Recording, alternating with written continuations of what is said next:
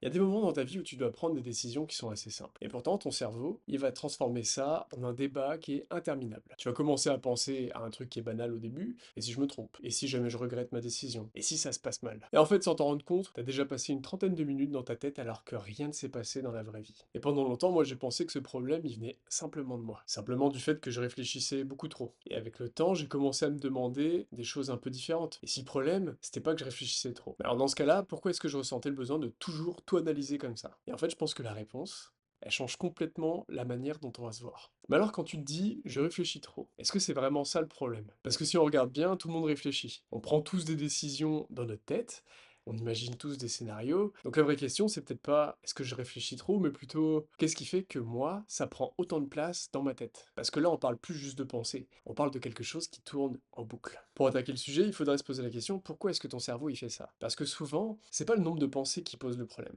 c'est ce qu'elles essayent de contrôler derrière. Si aujourd'hui ton cerveau il tourne tout le temps en boucle, c'est pas forcément parce qu'il est mal réglé. En réalité, il fait quelque chose qui est très humain, c'est qu'il essaye de te protéger. Quand tu réfléchis à une situation encore et encore, quand tu imagines différents scénarios, quand tu anticipes tout ce qui pourrait mal se passer, ton cerveau il a l'impression qu'il réduit simplement un risque. Comme si penser à un problème, ça pouvait t'éviter de le vivre. Et pendant longtemps, ça va marcher plutôt bien. Tu vas éviter de faire des erreurs, tu vas prendre certaines précautions, tu vas anticiper des situations. Donc en fait, ton cerveau, au fur et à mesure, il va apprendre un truc qui est assez simple. C'est qu'il va se dire que penser, c'est la sécurité. Sauf que forcément, il y a un moment donné où ça va déraper. Parce qu'à force de toujours vouloir tout anticiper, tu vas plus vraiment vivre la situation. Tu vas la simuler dans ta tête. Encore et encore. Et là, c'est plus de la protection, c'est de la surcharge. Mais le problème derrière, c'est que ton cerveau, il va plus faire la différence entre imaginer quelque chose et le vivre réellement. Du coup, il va continuer, encore, et encore. Parce que lui, il va croire que ça va t'aider, alors qu'en réalité, ça t'épuise juste. Et c'est souvent à ce moment-là que les gens, ils se trompent. Ils pensent qu'ils doivent arrêter de réfléchir. Je pense que tu t'es déjà dit, il faut que j'arrête de penser, il faut que j'arrête de réfléchir. Mais la réalité, c'est que ton cerveau, il fait que répéter une stratégie qu'il croit utile, même si, en réalité, elle ne l'est plus. Mais alors, dans ce cas-là, pourquoi est-ce que ton cerveau, il choisit toujours le pire des scénarios? C'est vrai. Si tu remarques bien, il y a toujours un truc qui est assez étrange avec le cerveau, c'est que il préfère toujours imaginer le pire des scénarios. Hein. De tous les choix possibles, c'est celui-là qu'il va prendre.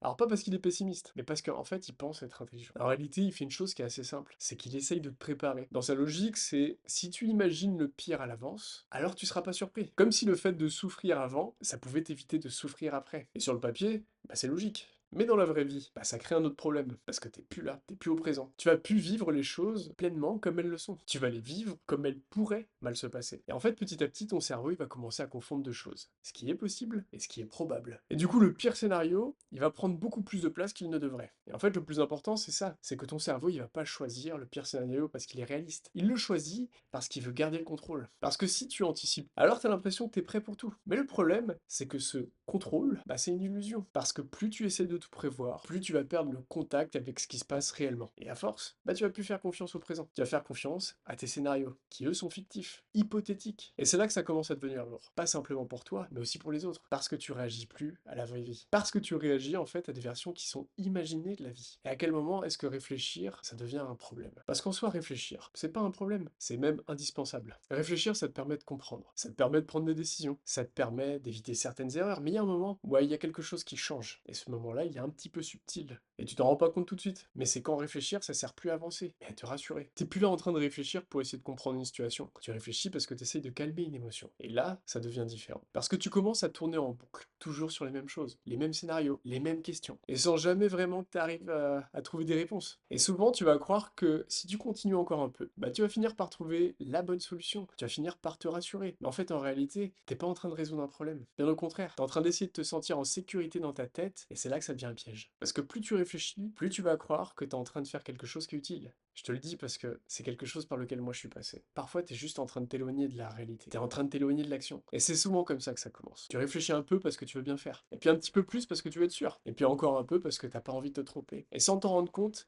c'est une spirale, un cercle, mais pas vertueux. T'agis plus du tout, t'es tout le temps dans ta tête. Et à ce moment-là, bah en fait, réfléchir, c'est même plus un outil. C'est devenu une forme d'immobilité. T'es paralysé, t'es dans tes pensées, tout le temps, tout le temps. Mais alors, comment on fait pour retrouver un petit peu de calme dans tout ça? Parce que c'est quand même le sujet de cette vidéo. Je pense qu'il y a un truc qui est important à comprendre ici. C'est pas parce que t'essayes de ne plus réfléchir que tu vas trouver du calme. Parce que plus tu te bats contre tes pensées, plus elles vont prendre de la place. C'est un peu comme si t'essayais d'éteindre un feu en soufflant dessus un peu plus fort. C'est contre-productif, une petite métaphore. En réalité, le problème, c'est pas que tu penses. Le problème, c'est la place que tu vas laisser à ces pensées. Et surtout, la crédibilité que tu vas leur donner. Parce que ton cerveau, il peut produire des scénarios en permanence, des positifs, des négatifs, des scénarios catastrophes. En fait, ça reste des scénarios, c'est hypothétique, c'est des choses qui sont uniquement dans ta tête. Même d'ailleurs, la plupart du temps, ça ne se réalise pas. Et souvent, le calme, ça ne vient pas du fait de tout arrêter. Ça vient du fait de reprendre un petit peu de recul par rapport à tes pensées. De se rappeler que ce que tu penses, c'est pas forcément ce qui est en train de se passer en réalité. Alors je sais que c'est difficile, mais petit à petit, tu peux commencer à faire quelque chose qui est assez simple. Dans un premier temps, c'est juste apprendre à observer tes pensées au lieu de les suivre. Tu vois, par exemple, au lieu de rentrer dans un scénario qui forcément est catastrophique,